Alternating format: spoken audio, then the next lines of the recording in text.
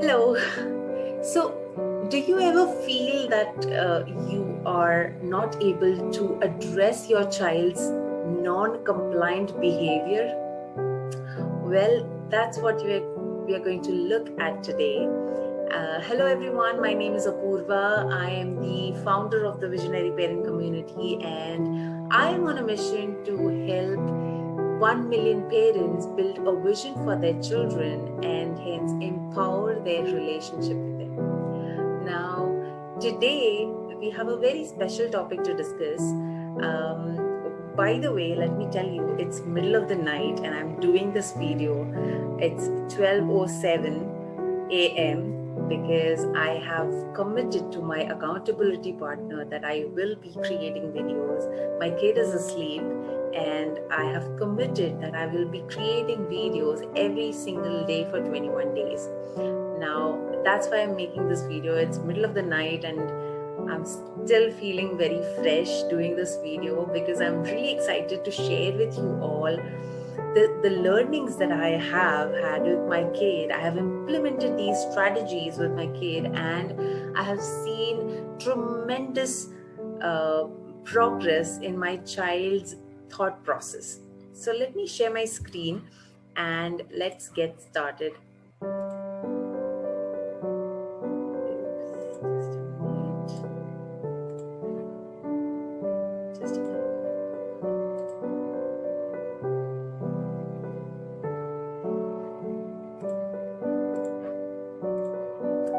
Okay, so sorry about that. So now the number one we are going to see is how to address your child's behavior. Okay, so now let me just go through the concepts. The very first thing is which we need to keep in mind before addressing our child's behavior is that positivity persists, negativity negates. Now this is something which I thought it right now, but just now, but then it really goes with it, because positivity has such a profound effect and impact on every human being. So why not kids? Even kids have profound effect when they listen to positive words about themselves, about the environment, and about everything. So negativity, it actually eradicates negativity. So I'm into this positivity, and I really think that positivity is a choice. So that's something which we all parents need to understand, because if not positive, then why negativity, right? Why at all would we pass it on to our kids? The next is, it's really very important, okay? So for example, let me explain to you with an analogy. Now, in your office, in your job, you're working, right? And if you start demanding things from your employees or from people who report to you, do you build your credibility by that? I don't think so. How do you build credibility? By empathizing, by having that kind of knowledge about the stuff that you're doing in office, right? And also problem solving skills, empathy. These all things builds credibility, right? And once you build your credibility, then you can actually teach people anything, right? People will listen to you when you have that credibility, right? Now, let me, along the same lines, it's the same with the kids as well. By just demanding your kids to behave in a certain ways, or by just, because you're a parent, you have that credibility, it's not so. To build that credibility, you have to make them your followers, make them your disciples, right? You cannot just demand your child to do certain things. You have to build your credibility, and then you have that right moral authority to teach your child something valuable, right? So keeping this in mind, let's go ahead and look into the top 10 tips which I'm going to share. The number one is give information. Now, when it's the first time that your child is behaving in a certain manner, give information. Maybe the child is handling something which is not some dangerous objects. You need to give information. The child is wasting water. You need to give information that water wastage should not be done. Then the child is throwing food. Give information that food is equivalent to God and to the higher self, and we live for food, and throwing it or wasting it is an absolutely no, right? So give information. That's the most important. That's the first step that we need to do as parents. Okay. Now the second is involve third party. Now this is something which I have really tried, and it never has it failed me. Okay. So what usually I do is, for example, if my kid has thrown a banana peel on the ground, okay, so now she knows that it has to be thrown inside the garbage bin. What I do is, even the first is give information, right? I gave information, but still the second time if she does that, what I do is I involve her father or her grandmother, and I will have a casual discussion or casual, conversation with them. That, you know what, Niara knows that the banana peel has to be thrown in the garbage bin, and you just wait and watch, is going to do it right away. So by this, and this thing, let me tell you, this has never failed me. She quickly picks that up, whatever she has thrown or whatever she has done, she will quickly clean it up. And the banana peel, if it's a banana peel, then she'll quickly throw it in the garbage bin. So what exactly happens here is that we actually inject positivity in them, that, my child, she has thrown the banana peel on the floor, but you know what, I am confident that she's capable of picking that up and throwing in the dustbin. Now this is such a powerful, trust me, if you try this, you'll see the power of this particular tip that I'm going to give you, that I'm giving you.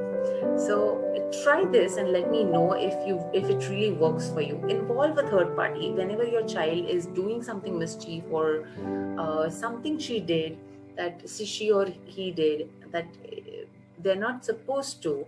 Then just involve a third party person and just have a conversation that, you know what, this is what my kid did, and I'm confident enough that he's capable of doing this. So that way their self-image about themselves is also not hampered. We are not attacking their character by saying any negative words, but we are encouraging them to actually behave in that way in which we expect. Now this is the second tip. The third is show them their responsibilities. Don't tell that you're supposed to do this, you're supposed to do that. Okay. Now, for example, what I usually say, if my child has done some painting and there are little dust or anything, any mess she has done, what I would say is, Niara, it has to be cleaned. Now she'll ask me that why it has to be cleaned, why me? Then what I tell her that, you have done the painting, right? You were involved in that activity and you were supposed to do it. If not you, then who will do it? Then I give her an example. I show her that it's her responsibility. So how I show her that now these days we don't have maid coming to our place, right? So we do the utensils. So I give her the example that does anybody tell your mother to clean the utensils or do the utensils? No, right? Your mom does it on her own, right? So it's that way that we have to do our part. We have to complete our responsibilities. We have to, once we are done with our job, we need to clean our workspace.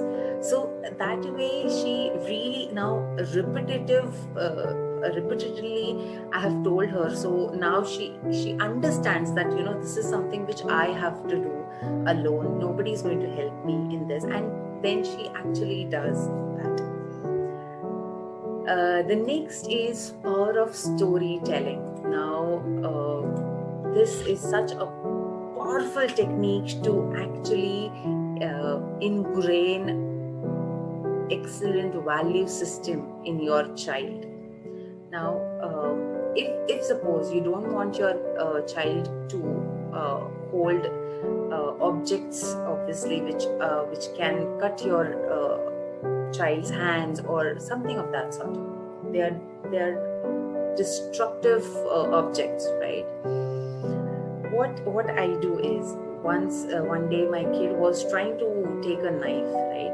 And this is something which really happened in our case, but I just told her that her brother had a cut on his foot because his mother had accidentally broken a perfume bottle, and just the bottle was broken, and just by that time the son came running towards his mother, and he was actually, the glass was inside his leg.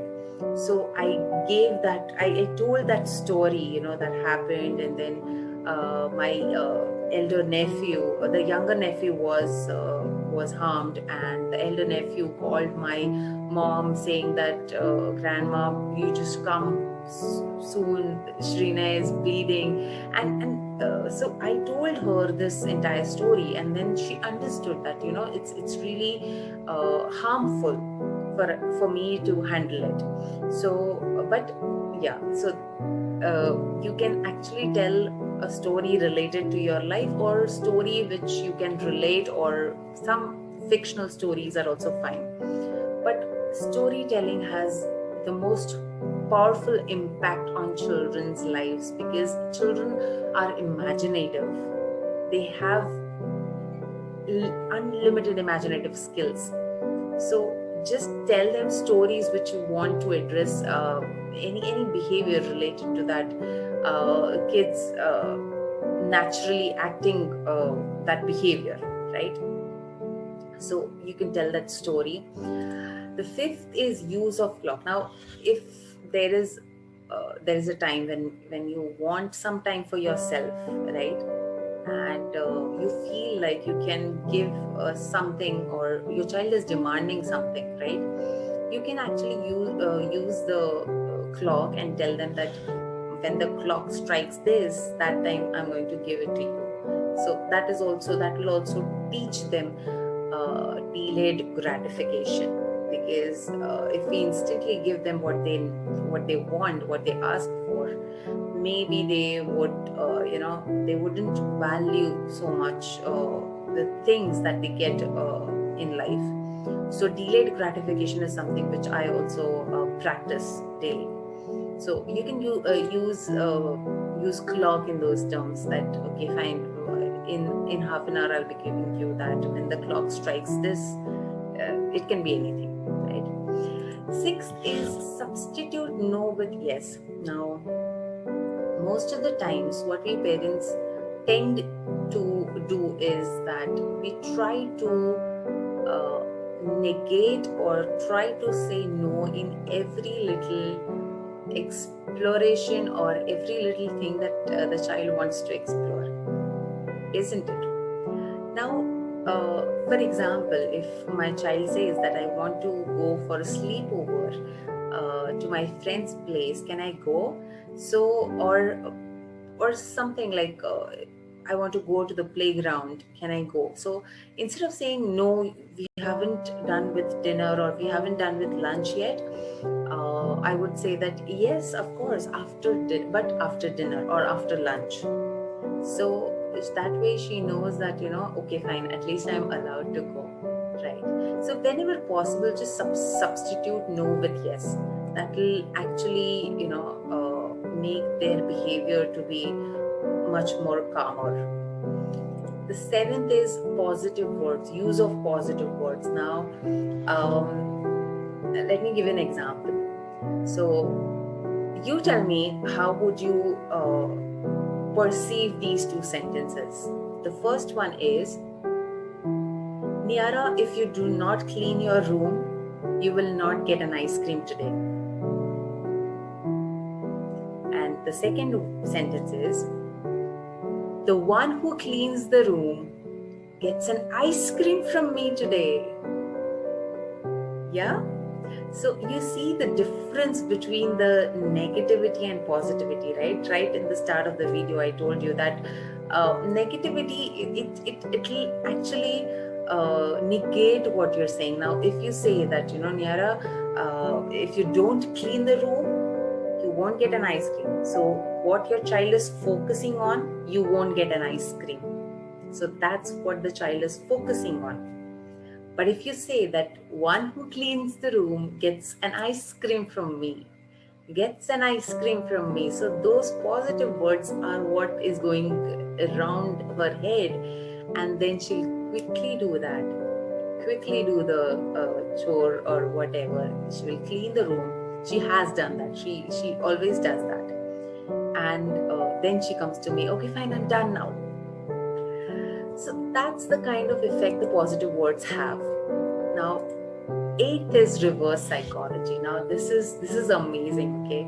And it is the most impactful tip that I can give you, because our human psychology is such that if anybody tells you, no, you don't do this, you will get curious about, now why shouldn't I do this? And then eventually you end up doing it. Now, it's the same with kids. They are born curious, okay? And if you tell them not to do something, they will definitely do it, okay? So now, whenever I want my child to do something, I will say just the opposite, that you don't do that. And she does that, okay? Now,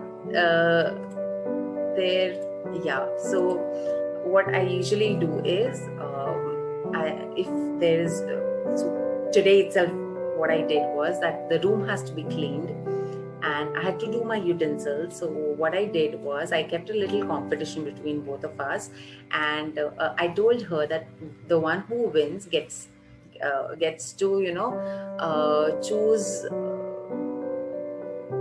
choose a gift for themselves, or gets a gift from me. So now what happened is that I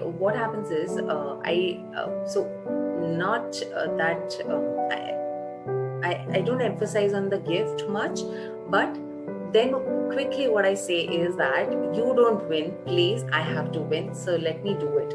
So what she does is that no, I have to win, I have to get this done, and I will be getting the gift, you will not be getting the gift. So that's kind of the reverse psychology that I play, that please, you don't do the work, let me do the work, let me do my work and let me win. So that's the kind of reverse psychology that I do with her. So that kind of gets me let me address the behavior that I want her to exhibit. The 9th is show confidence. Now, whenever you want your child to behave in a certain way, like for example, if you don't want your what example should I give you? Whenever you want your child to achieve something, right?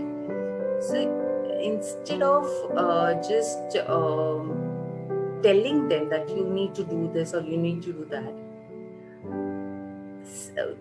structure your sentence in such a way that I have 100% confidence in what you're doing, and I'm 100% sure that you'll accomplish that task and you'll come out with flying colors. Now, even if it's a household chore, even if it's anything for that matter, you just show your confidence. You are capable of doing that thing.